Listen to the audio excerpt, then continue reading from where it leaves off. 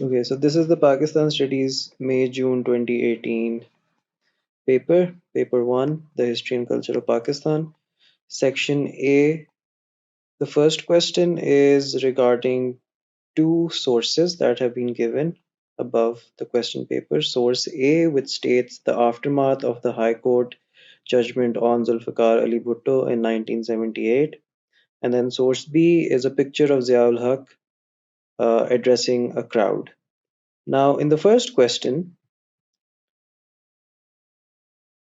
it is being asked that according to source A, what were the effects of the High Court judgment regarding Zulfikar Ali Bhutto on the people of Pakistan? Now, as the course source mentions, there were a lot of people who were not happy, obviously, because he was a democratically elected leader of Pakistan at that time, overthrown by a dictator.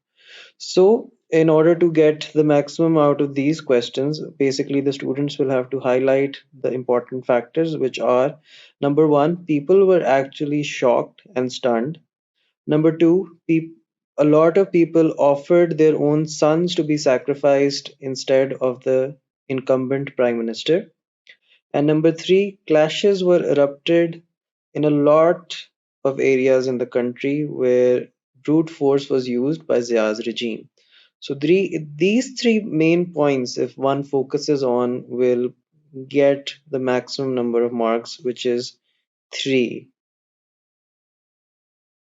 Section B, which is of 5 marks, highlights about the source B, which is the picture of Ziaul Haq.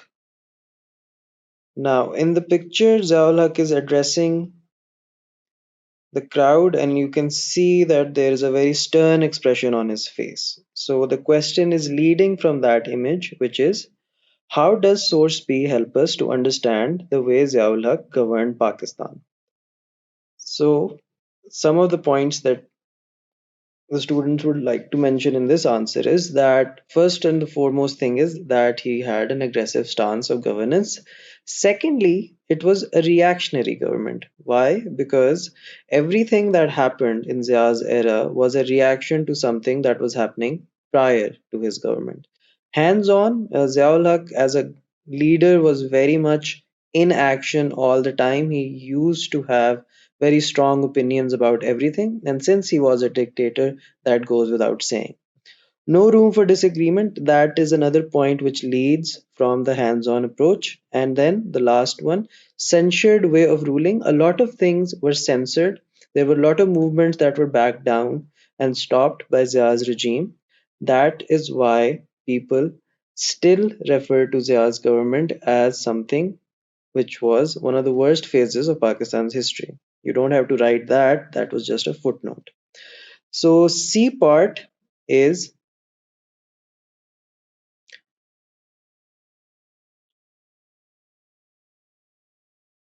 why did Ziaul Haq introduce his Islamization reforms? Now, one of the major reasons for doing that was that Ziaul Haq had a narrative where Pakistan, the word, had a very deep rooted meaning, which was that Pakistan is the land of the pure, and purity is basically directly derived from the religion of Islam. Therefore, it was necessary for the government of Pakistan to be pure and the people of Pakistan to be true followers of Islam. And secondly, it was given that Pakistan is the fort of Islam. So, therefore, another reason to use Islamization as a major tool in trying to change the way Pakistan was governed and viewed by the world. Thirdly, is that there was constant critique and nagging by the religious groups over the past 40, 50 years that Pakistan is not an Islamic state.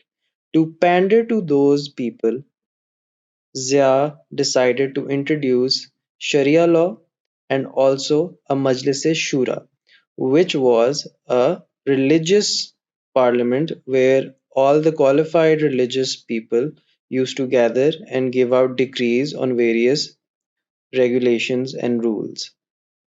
This basically then comes to the next point, which is giving more voice to the religious expressionism, hence the creation of the Majlis and also to increase the people who are harboring for religion to become the mainstream of the Pakistani society. Another reason for introducing Islamization was to garner more support for the Afghan war. During 1979, when Russia invaded Afghanistan, Ziaul Haq drummed up support from the local people by saying that right now, at this moment, jihad is one of the most effective ways to defeat a very godless country. As Russia was an atheist state, they didn't believe in one god. So Ziaul Haq drummed up support by giving more and pandering more to the religious fundamentalists that were alive at that time. And another reason for this sort of Islamization was to counter the Iranian revolution which had taken place in 1979. After the Shah was overthrown in Iran, a very strong Shia Islamic regime arrived in Iran. And to counter that, Ziaul Haq, who was heavily influenced by the Wahhabi school of thought, gave his own brand to counter the effects of Shia revolutionaries in Pakistan. So these are some of the reasons, and if all of these points are highlighted, there is an easy chance to get the maximum out of these answers. So the last part from question number one is Zia's international policy.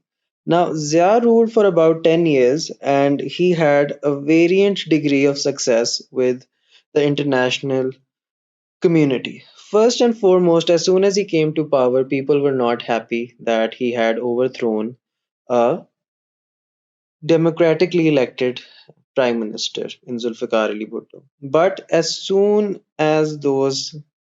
you know, um, as soon as those threats were squashed, Russia actually decided to invade Afghanistan. So Pakistan again became one of the leading allies of the West, and Ziaul Haq made full took full benefit of the fact that they are now in the limelight, especially of the US. So, with the US, there was a lot of good PR that was generated during the Afghan War of 1979. Approximately aid worth of 1 billion was taken by Ziaul Haq because he was in the position of getting that much money out from the Americans. After the war, however, the relations with America went downhill mainly because of the nuclear program that Zia wanted to achieve following on the footsteps of his predecessor Zulfikar Ali Bhutto. The nuclear program was seen as a very problematic approach by Pakistan, and in 1977, Pakistan decided to have an international a face of nuclear opacity, which means that they denied that they are using nuclear proliferation for making an atomic bomb. And then in 1987, Ziaul Haq went to India to meet Indira Gandhi to subdue tensions on the Siachen front, and that became known as cricket diplomacy because Ziaul Haq went in pretext of watching Pakistan face India in India. So that was something that changed the narrative of Pakistan India relations at that time. From 1980 to 1986, relations with Russia remained cold owing to the fact that there was a war going on and Afghanistan was at the forefront of defeating Russia, and Pakistan was not shy of airing its support for Afghanistan. At the same time, another neighbor and their relations went downhill was Iran. Iran had a revolution, and because of that revolution, the relations with Iran went downhill.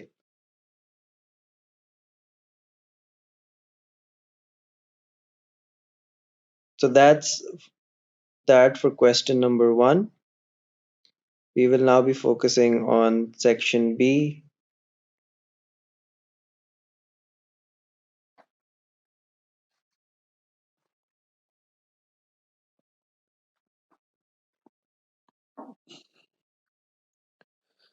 So the first question in section B, question number two, part A: who was Titu Mir? Tito Mir was a freedom fighter who rose against the British and fought the local zamindars, and he established a movement of retaliation against the British. He died on the 19th November 1831 fighting against the British. Section Part B of question number 2. Explain why Sir Syed Ahmad Khan tried to improve relations between the Muslim community and the British. So Sir Syed Ahmad Khan basically came in prominence after the War of Independence as one of the leading judges who were Muslims in the British Empire. Now, Sir Syed Ahmad Khan was heavily invested in improving relations between the Muslims and the British because he saw the Muslims left behind in the society after the War of Independence hangover because the British thought that the Muslims were the main culprits of the war. Secondly, Muslims had to pander to the British to move ahead in the society. That was the view of Sir Syed Ahmad Khan, which basically meant that the Muslims had to project themselves as loyal subjects, otherwise, they would not go ahead in life while the British were in power. And thirdly, what he did was basically try to merge the gap between the two religions by writing a lot of books on similarities between Islam and Christianity. And he also started a magazine in which he wrote about a lot of sacrifices made by the Muslims who to protect the Christians during the War of Independence. The magazine was called The Loyal Mohammedans of India. So Hindus basically were seen as people who are usurping the Muslims in the fraternity of the society. So Sir Sayyid Ahmad Khan tried to bridge the gap between these two communities. So these are some of the points that, if elaborated on, will garner good marks. Part C from question number 2 is: was religion the most important reason to the War of Independence in 1857? Give reasons for your answer. Now, this answer is an opinion based answer, and mostly with that, what a student has to do is try and explain as many points in favor or in against the answer. For example, in this case, if we say that religion was not the only reason, then there are a lot of other points that can actually be talked about. Now we will look at the marks of this question. It is 14 marks, so you can easily elaborate on what exactly those points were. Number one, as is very popular and commonly debated, that there was the instance that sparked the communal war or the War of Independence was because a lot of soldiers were not comfortable using the guns, the Anfield rifles that were given to the soldiers, the local soldiers, by the British people. The grease cartridges were basically rumored to have cow fat and pig fat, and both were unholy to cow fat was unholy to the Hindus, the pig fat was unholy to the Muslims, so they felt aggrieved that their religious sentiments have been misconstrued. Second is British expansionism, which is since coming to the subcontinent, the British were hell bent on on grabbing land and increasing their territory, and that was not going well with the natives. Thirdly, lack of integration within the culture. The British saw themselves as superior to the brown people, so they lacked the capacity and the tact to actually assimilate themselves with the Indian subcontinental culture. Uh, so the British, because of that, were seen as outsiders who were ruling by a fake mandate. Messing with local traditions, the British were going around doing things that was unprecedented. For example, the Hindus were not comfortable by the fact that they had banned sati, even though that was a very archaic and primitive practice. But still, it was something that a lot of Hindus felt that the British are overstepping their boundaries.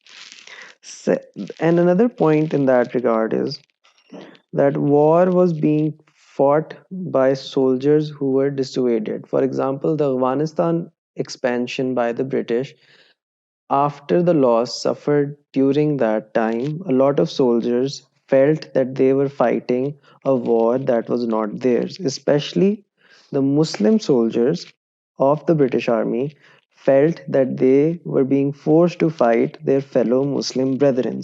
So, all of these reasons encapsulated the fact that the War of Independence basically was bound to happen anyways, regardless of the fact that there is any religious sentiments involved or not. The British, by the virtue of their expansionism, their land grabbing, and by the fact that they were disinterested in the cultural heritage and the history of the subcontinent, was leading the local population towards a rebellion. So that is for question number 2, all three sections. Now we will be moving to question number 3, part A, which is regarding the Swadeshi movement. Now, Swadeshi movement was after the War of Independence the most strong movement that had encapsulated in the British subcontinent. It was basically an independence movement which stemmed from the fact that the British were forcing the Indians to go and fight World War One for them. Yes, in 1914, the First World War had taken place, and during that time, India, as a member of the British Empire, had to fight for the British. The local population, as you might have guessed, didn't like it because they were like, this is not our war to fight. So, what happened next was the British forced Indians into coming in the army, and that was a problem, especially for Gandhi, who started a Swadeshi movement in which he urged everyone to boycott everything from clothes to food items to any purchasable good that was made by the British. And at the end of it all, the movement failed to encapsulate or capture the minds of the Indians, and Gandhi was arrested. Now, question number 3, section B, why was it necessary for the Muslim League to be formed? Now, a little background is needed in this answer. It's only 7 marks, but it's important that you talk about what happened prior to the formation of Muslim League. In 1903, Bengal was partitioned by the British. The Muslims were happy, the Hindus were not. Then, after 2 years of partition, Bengal was again put into one whole um, province, and the opposite happened. The Muslims felt aggrieved, the Hindus were happy again, because by that a lot of the province of Bengal again became a Hindu majority province. The division had made it into Hindu majority at one side, Muslim majority at the other side. So, by combining Bengal or repartitioning Bengal in 1906, the Muslims of Bengal felt that it is high time that they have a party of their own, because Congress was there, which was started by a British man, ironically, but at the same time, it was looking out for more Hindu sentimental issues and Hindu political views. So the Muslims of Bengal thought that why don't we get together and make a party of our own? So they gathered in Dhaka in 1906 at Nawab Vikarul Mulk's place to decide the future of a Muslim party. The Muslims basically felt left out, so they decided that they need a new voice.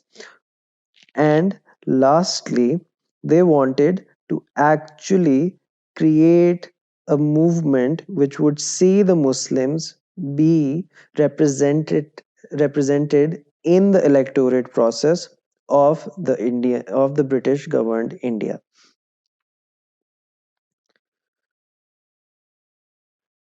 Question number 3, last part. Why was the first roundtable conference more successful than the other two in 1931 and 1932? Now, this is a detailed answer in which the students are required to talk about all three, but most importantly, the students are required to talk about the first one in a little bit more detail, because the question is leading towards an answer in which it says that the first conference was more successful than the other two. So you start off the answer by talking about the fact that the conferences were officially started by King George V of England. Ramsay MacDonald, who was the prime minister at the time, was also the chairman of these conferences, and all the three parties, the Labour Party, who was the major party in England, and Congress and Muslim League took part in these conferences. The first conference had six preliminary meetings in which different factions from all over India came, sat down, discussed different things, which were basically on regarding the topics of provincial autonomy, minority rights, and subcommittees on federal structures, which means that they wanted federal representation on the government statue, because they were feeling left out, and they were feeling as if their voices are not being heard. So all parties were of the view that the conference was successful because provincial autonomy was given to provinces in Sindh, in NWFP, and minority seats were granted to the Sikhs, to a lot of Muslims as well, on the parliament, and that was a major coup by Congress and Muslim League at England. So that was a big success for them. On the other hand, conferences in 1931 and 1932 are or can be described a little more briefly in the answer by just taking an overview of the fact that in 1931 Gandhi had a pact with Lord Irwin, the Viceroy of India, and that pact had made Gandhi realize that if he pressures the British more, they will basically bend the knee. But that unfortunately did not happen. When Gandhi went to London as the sole representative of Congress, he had a reactionary stance to every possible solution that was given by the British. So the rest of the two meetings ended in a deadlock, which basically meant that no headway was made after good provincial steps that were taken during the first meeting. Therefore, in 1930s Roundtable Conference is deemed more successful than the other two that followed in 1931 and 1932. So this is basically all the points that would need to go in a complete answer to gain the maximum out of 14 marks that are available. That's it for the past paper session for now.